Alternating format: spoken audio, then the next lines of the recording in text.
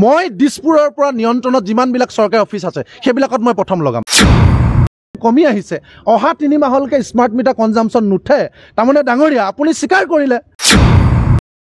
চাওক আমি এতিয়া দ্বিতীয় পৰ্যায়ৰ স্মাৰ্ট মিটাৰ বিৰোধী আন্দোলন সমগ্ৰ অসমত আৰম্ভ কৰিছোঁ প্ৰথম পৰ্যায়ত আমি স্মাৰক পত্ৰৰ জৰিয়তে স্থানীয় আটাইবিলাক উপসংমণ্ডল কাৰ্যালয়বিলাকত আমি জনাইছিলোঁ যে স্মাৰ্ট মিটাৰটো অবৈধভাৱে জোৰ জবৰদস্তি আমাৰ মানুহৰ ঘৰত লগাই দিছে এই স্মাৰ্ট মিটাৰটো স্মাৰ্ট ডকাইতলৈ পৰ্যবেক্ষিত হৈছে স্মাৰ্ট পকেট মাৰলৈ পৰ্যবেক্ষিত হৈছে এইটো আমাক নালাগে কিন্তু আমি দেখিলোঁ যে কোনো কাৰ্যালয়ে বা শক্তি বিভাগে এপিডিচিএলে কোনো ধৰণৰ স্মাৰ্ট মিটাৰৰ ওপৰত ব্যৱস্থা গ্ৰহণ নকৰিলে গতিকে আমি বান্ধি দিয়া 1 মাহ 15 দিন সময় পাৰ হৈ যোৱাৰ পিছত দ্বিতীয় পৰ্যায়ত আমি আমাৰ ৰাইজে আমাক কৈছে যে আপোনালোকক লগত লৈ গৈ আমি স্মাৰ্ট মিটাৰবিলাক সমজাই দিম কাৰণ এই ডকাইতটো আমি পুহি ৰাখিব নোৱাৰোঁ গতিকে ইতিমধ্যে বিভিন্ন ঠাইত আমাৰ কৃষক মুক্তি উদ্যোগত আৰম্ভ হৈছে আন দল সংগঠনো আমাৰ লগত আছে ৰাইজো ওলাই আহিছে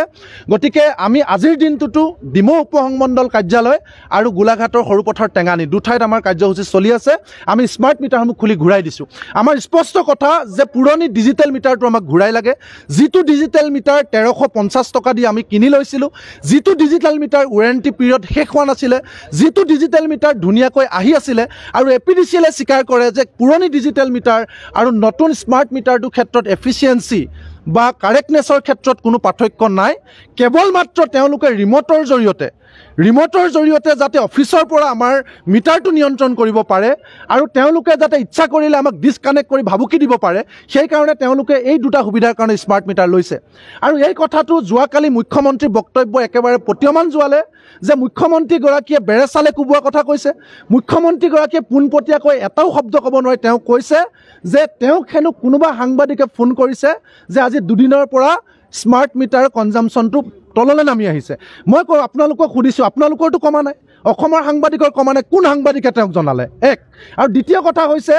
তেওঁ যে ক'লে যে স্মাৰ্ট মিটাৰ কনজাম্পশন কমি আহিছে অহা 3 মাহলৈকে স্মাৰ্ট মিটাৰ কনজাম্পশন নুঠে তাৰমানে ডাঙৰীয়া আপুনি স্বীকাৰ কৰিলে যে আমি যে কৈ আছিলোঁ যে আপোনালোকৰ হাতত চাবি কাঠি আছে এপিডিচিএল শক্তি বিভাগে যে স্মাৰ্ট মিটাৰ নিয়ন্ত্ৰণ কৰিব পাৰে যোৱাকালি আপুনি এইটো স্বীকাৰ কৰিলে যে অহা 3 মাহলৈ নুঠে যদি নহয় আপুনি কেনেকৈ গম পালে তাৰ মানে মানুহে যেতিয়া আন্দোলন কৰিব তেতিয়াহ'লে স্মাৰ্ট মিটাৰ বিলটো কমাই দিব আৰু মানুহ যদি ঠাণ্ডা হৈ যায় ঠাণ্ডা দিন আহে তেতিয়াহ'লে স্মাৰ্ট মিটাৰ বিল কমাই দিব আকৌ যদি মানুহ গৰম হৈ যায় মানুহে আন্দোলন কৰে তেতিয়াহ'লে স্মাৰ্ট মিটাৰ বিল আকৌ বঢ়াই দিলে ৰাইজে আন্দোলন কৰিব লাগিব তাৰমানে কথাটো সেইটোৱে যেতিয়া মানুহে আন্দোলন কৰিব তেতিয়া কমাই দিবা আৰু নহ'লে বঢ়াই দিবা সেইটো কেতিয়াও হ'ব নোৱাৰে এতিয়া তাৰমানে আন্দোলন কৰি থাকোঁতে মিটাৰটো কমাই থ'ব হয় পাছত আন্দোলন যেতিয়া খাম কাটিব বঢ়াই দিব সেইটোৱে নিশ্চিতভাৱে আপোনালোকে চাওক মুখ্যমন্ত্ৰীগৰাকীক আমি কি সুধিছিলোঁ যে এইটো অবৈধ গেজেট নটিফিকেশ্যন আপুনি আবুল তাবুল কথা কৈ থকাতকৈ আপোনাক আমি চেলেঞ্জ কৰিছোঁ আপুনি কওকচোন যে 2021 চনৰ 17 আগষ্টৰ গেজেট নটিফিকেশ্যন অনুসৰি মই দিছপুৰৰ পৰা নিয়ন্ত্ৰণত যিমানবিলাক চৰকাৰী অফিচ আছে সেইবিলাকত মই প্ৰথম লগাম তাৰপিছত মই ইণ্ডাষ্ট্ৰীবিলাকত লগাম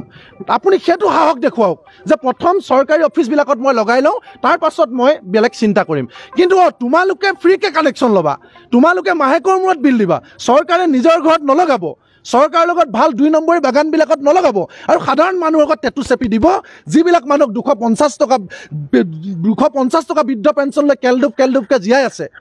5 কেজি চাউল লৈ কেলডুপকে জীয়াই আছে সেইবিলাক মানুহৰ ঘৰলৈ 200 টকাটো 2000 কৰি দিবা সেইবিলাক মানুহ 100 টকাটো 1500 কৰি দিবা আৰু চৰকাৰী অফিচবিলাকত নলগাবা সেইটো নহ'ব গতিকে মুখ্যমন্ত্ৰী ডাঙৰীয়া আমি আপোনাক প্ৰত্যাহ্বান জনাইছোঁ যে আপুনি আগতেও কৈছিলে যে জানুৱাৰী ফেব্ৰুৱাৰী মাহৰ বিল আগষ্ট ছেপ্টেম্বৰ তুলনা কৰিলে নহ'ব তাৰপিছত আমি 2021 22 23ৰ জানুৱাৰী ফেব্ৰুৱাৰী বিল 24ৰ লগত তুলনা কৰি দেখালোঁ গৰম দিন আগষ্টটো আগষ্ট ছেপ্টেম্বৰ তেতিয়া আকাশ পাতাল দেখাই দিলোঁ তেতিয়া আপোনাৰ মুখত চেলটেপ লাগিলে আকৌ এতিয়া আপুনি নতুনকৈ উলিয়াইছে আৰে ঠাণ্ডা দিনত এনেও কমিব ডাঙৰীয়া ঠাণ্ডা দিনত এনেও কনজাম্পশন কমে তাৰ কাৰণে আপুনি PhD ডক্টৰ হিমন্ত বিশ্ব শৰ্মা হ'ব নালাগে